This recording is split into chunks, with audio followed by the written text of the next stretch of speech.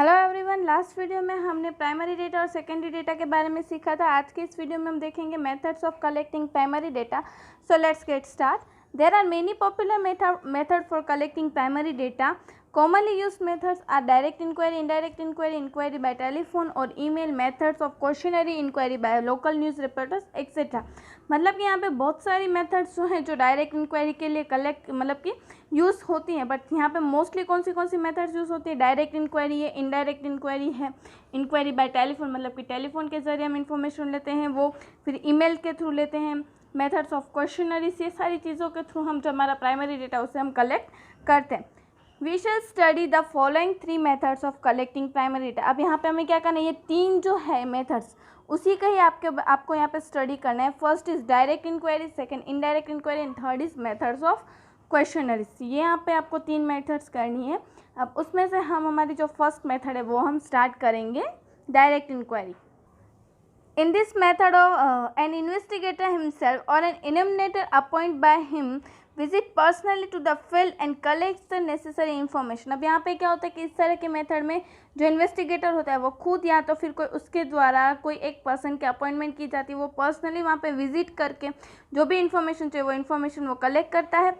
For example, if a person wants to collect data about the condition of farmer of Sanat taluka of Ahmedabad district, he must go to the Sanat taluka. अब यहाँ पे example आपको दिया हुआ है कि अगर कोई पर्सन है कि जिसे अहमदाबाद में सनत तालुका में जो फार्मर्स हैं उनकी कंडीशन कैसे है उसके बारे में अगर उसे डेटा चाहिए तो उसे वहाँ पे खुद पर्सनली विजिट करना पड़ेगा। आपको यहाँ पे ये पिक्चर दिखाई दे रहा होगा, उसमें कैसे ये जो पर्सन है वो इल्यूमिनेटर है या तो फिर खुद इन्वेस्टिगेटर है, वो बाकी के सब लोगों से फेस टू फेस इंक्वायरी वो कर रहा है। The information obtained by this method is called data collected by direct inquiry. कि इस तरह से जो हम डेटा कलेक्ट करते हैं that is called a direct inquiry. Similarly, a person interested in knowing in the health status of students of municipality schools of Ahmedabad city personally meets the student of municipality schools and asks questions pertaining to their health and collect the necessary information given by them। अब यहाँ पे हमें उसका एक और example दिया कि अगर कोई पर्सन है कि जिससे म्यूनसिपैलिटी स्कूल जो है अहमदाबाद के उसमें स्टूडेंट्स की हेल्थ स्टेटस कैसा है उसके बारे में अगर उसे इन्फॉर्मेशन चाहिए तो वो इन्फॉर्मेशन लेने के लिए वो पर्सनली म्यूनसिपैलिटी स्कूल्स में जाके जो स्टूडेंट्स हैं उनके पास से उनकी हेल्थ रिलेटेड क्वेश्चंस करके वो उनका जो डेटा है उसे वो कलेक्ट कर सकता है। This is also called up direct inquiry. कि ये जो मेथड्स उसे भी हम डायरेक्ट इंक्वायरी के रूप में ही जानते हैं। अब हम उसके एडवांटेजेस और डिसएडवांटेजेस देख लेते हैं। अब यहाँ पे हमें इसके एडवांटेजेस दिए गए हैं। The data obtain by this method are accurate and reliable. मतलब कि यहाँ पे जो डेटा हमें मिलता है वो एकदम सही और रिलायबल मिलता है क्योंकि हम face to face information collect कर रहे होते हैं। इसलिए due to face to face interview with the respondent, illuminator can solve any questions और डाउट और any confusion by giving proper explanation. कि अगर यहाँ पे क्या होता है कि प्रॉपर हम फेस टू फेस इन्वेस्टिगेशन करते होते हैं, इसलिए इल्यूमिनेटर जो है अगर जो इन्फॉर्मेशन प्रोवाइडर है उसके मन में अगर कोई भी क्वेश्चंस आते हैं या कोई भी क्वेरीज आते हैं तो उसका ऑन द स्पॉट सॉल्यूशन जो है वो लेके आते हैं। By personal interview, illuminator sometime get supplementary information of the respondent which may be useful at the time of interpretation of result. कि यहाँ पे इस तरह से बातचीत करते समय कभी कभी वो सप्लीमेंट्री इन्फॉर्मेशन भी जो है वो इल्यूमिनेटर को मिल जाती है। उसके कारण क्या होता है कि फ्यूचर में अगर उसे कोई भी डिसीजंस लेने तो वो डिसीजंस लेने में उसे ईजी होता है। This method is much better when this field of inquiry is limited. कि अगर यहाँ पे फील्ड ऑफ इंक्वायरी जो है अगर एरिया उसका छोटा है तो इस तरह की मेथड जो है वो और भी ज़्यादा इंपॉर्टेंट मतलब कि हेल्पफुल हो जाती है।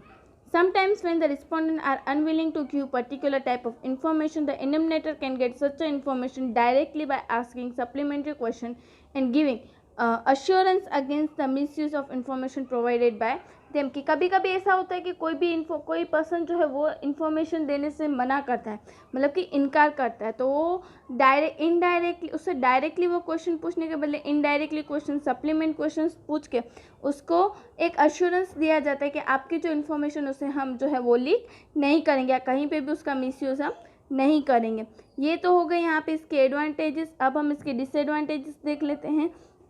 This method required more time, more number illuminator when the field of inquiry is very wide. कि अगर यहाँ पे फील्ड ऑफ इंक्वायरी मतलब कि जो वहाँ पे हमें स्टडी करना है वो अगर और भी ज़्यादा बड़ा है, स्टडी का एरिया अगर बड़ा है तो हमें यहाँ पे जो फील्ड और ज़्यादा टाइम लगता है, इल्यूमिनेटर्स हमें चाहिए उनको देने के लिए मनी चाहिए, उसके कारण क्या होता है कि जो डेटा जो है वो हमें ओरिजिनल भी कभी कभी नहीं मिल पाता।